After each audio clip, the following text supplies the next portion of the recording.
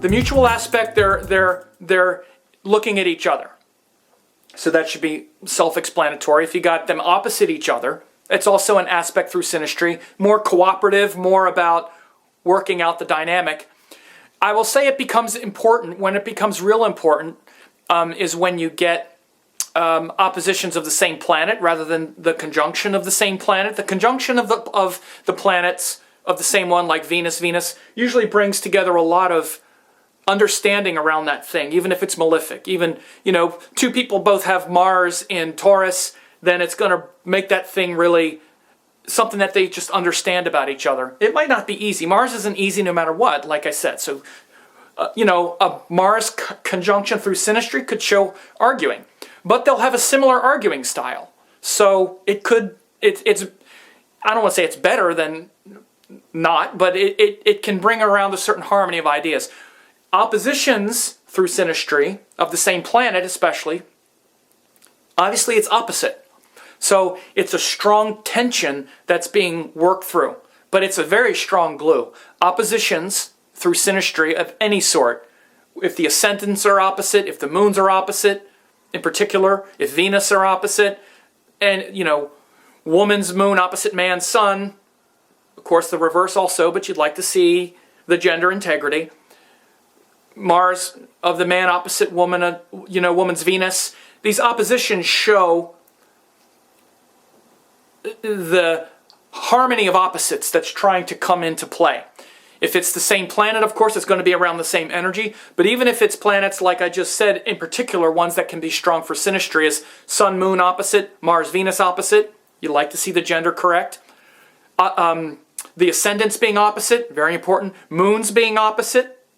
Again, I already said Moon opposite, Venus opposite, because their relationship karakas, it's a strong glue. But part of the reason it's a glue is because it's opposite. It's like looking at the reflection, but it's very compelling. Because each opposition contains within it the same seed principle. Each opposition is actually just a flip side of the same thing. Libra is just the opposite of Aries, but it contains the same goal. Scorpio, Taurus, the same thing. Gemini, Sagittarius, the same thing. So, in fact, until we've integrated the opposite, we're not whole. So what happens with oppositions is we sense that the other one has the rest of the puzzle. They hold the rest of the piece of the puzzle that we don't have yet.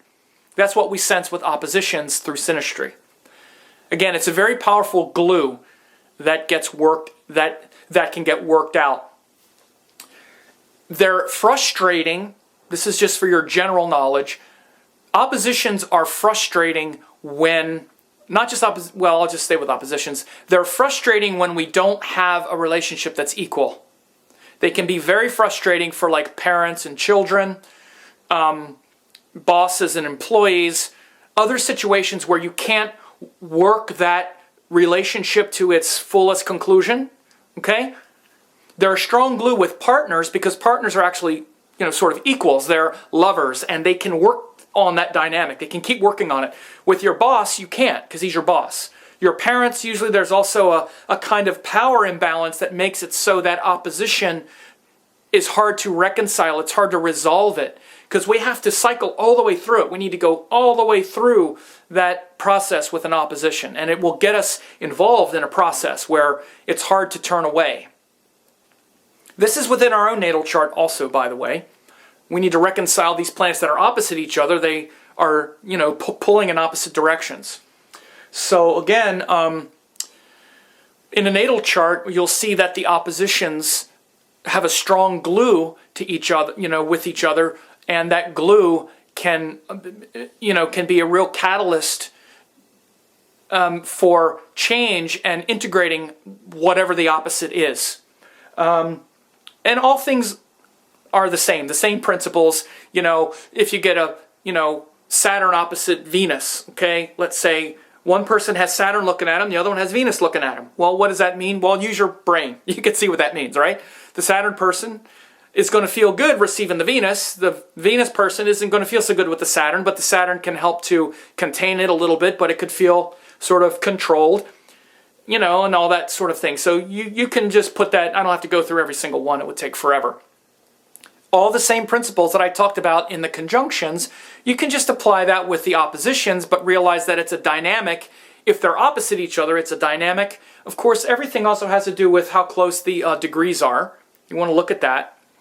And you want to put a lot of importance on things like the ascendant, the 7th house, the 7th lord, the moon, Venus, those things that refer directly to a relationship.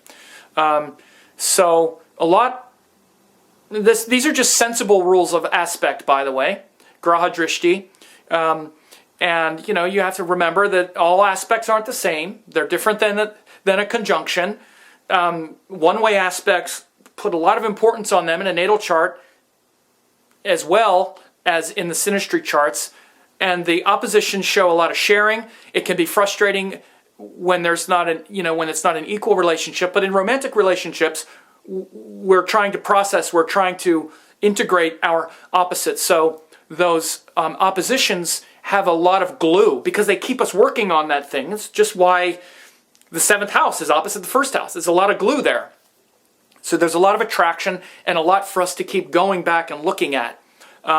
They can be really frustrating, as I said, in relationships that aren't where there's a power imbalance. Like I say, boss-employee, father-daughter, father-son, you know, parents, things where it's not, where there's not equality because we can't finish the process. We can't close the loop.